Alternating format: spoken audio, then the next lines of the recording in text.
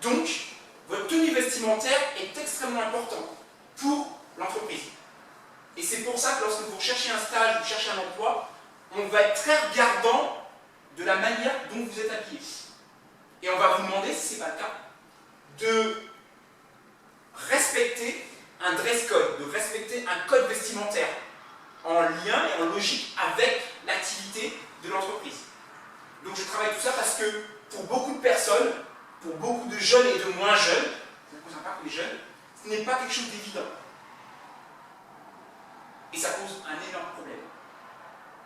Si je peux vous donner un exemple, pour appuyer mon propos, je travaille avec une société de service à la personne. Un jour, il y a à peu près maintenant 1 an, une jeune femme d'une vingtaine d'années rentre dans mon bureau, dans mon cabinet, et elle me dit: Monsieur Broulou, je voudrais créer ma société de service à la personne. Ça fait des années que je suis salarié pour des gens, et maintenant, j'ai envie de créer ma propre entreprise de service à la personne. Accompagnement des personnes âgées, accompagnement des enfants, ménage et d'autres services. Et pour ça, j'ai besoin de recruter. Et donc, je l'ai aidé, je l'ai accompagné dans la création de son entreprise. Et au-delà de ça, je me suis occupé du recrutement et de la formation de ses premiers salariés. Une mission extrêmement compliquée. Pourquoi? Elle avait pour mission, pour objectif, de recruter 10 personnes. Dans ces 10 personnes, des hommes et des femmes, de différents âges, ça va être la personne qui avait une vingtaine d'années à celle qui avait 40 ans et 50 ans et plus, de tout horizon, de tout niveau social, culturel. Et donc, l'idée, c'était de dire que ces 10 personnes, lorsqu'ils vont sortir... Attendez, j'en ai d'autres. Ces 10 personnes...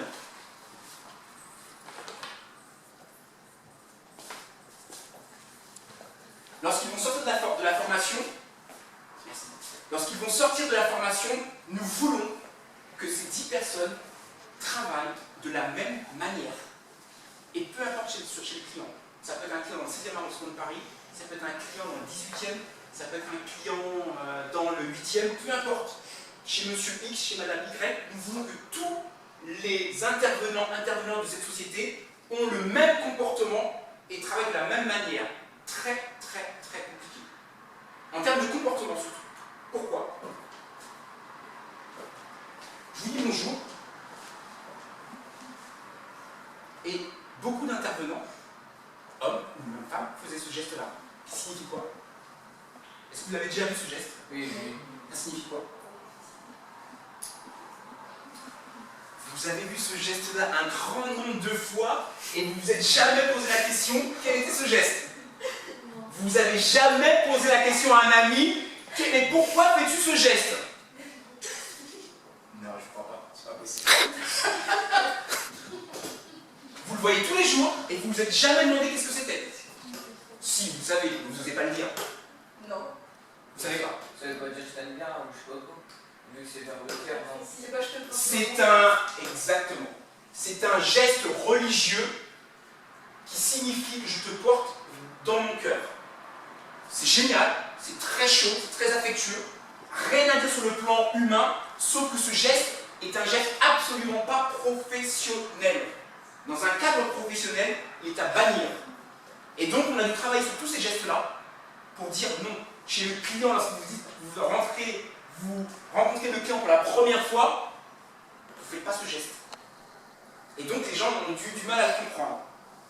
Tous les signes extérieurs et d'appartenance à une religion étaient compliqués aussi de faire comprendre. Que chez le client, nous voulons que tous les salariés soient neutres. Lorsque les gens quittent ce travail, ils font ce qu'ils veulent, s'habillent comme ils veulent, c'est là. Dans le cadre privé, on ne vient pas interférer là-dedans.